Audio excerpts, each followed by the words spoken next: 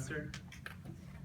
Uh, One night I was walking in downtown Minneapolis, coming out of a night out with some friends.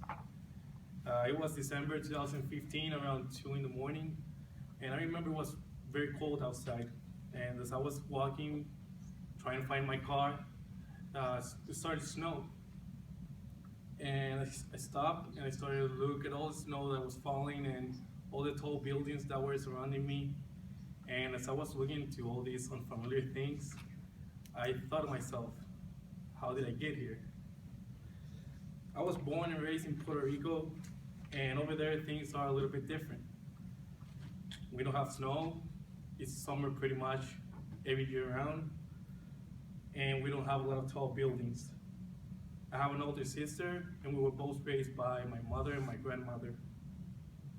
My mom, she would buy us Disney sing-along movies when we were kids, and we would watch them, and I would sing to all the songs, and not realizing at the moment that Mickey Mouse had become my full-time English teacher. But no matter how many Disney movies I watched as a kid, my accent still reflected in my speech. I didn't used to watch a lot of local TV when I was a kid, but my mom, she would buy us a lot of movies and American movies. And I became very fascinated and curious to all these unknown elements at that moment. And one of them was the snow. I used to ask her, how was it? How did it felt? And she would always reply, it's cold. It's just like being in a refrigerator. So next thing I know, I was sticking my head inside the refrigerator just to feel how the snow would feel. I knew since a very young age, strangely, that I was gonna leave the United States for some reason.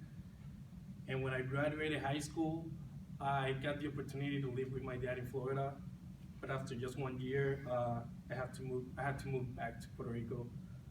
But I told myself that I would complete my degree and move back to the United States as an independent person.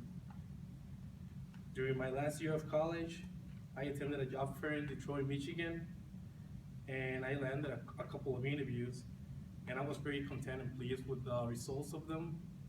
And so I decided to call it a day and just head back to my hotel.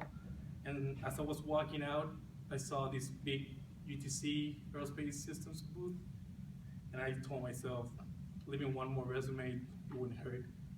So I approached the recruiter, and I started having a conversation with him, and after a brief conversation, I left my resume and head back to the hotel. Eventually went back to Puerto Rico. They called me 1 hour after I left my resume, and they invited me to a super day here in Minnesota.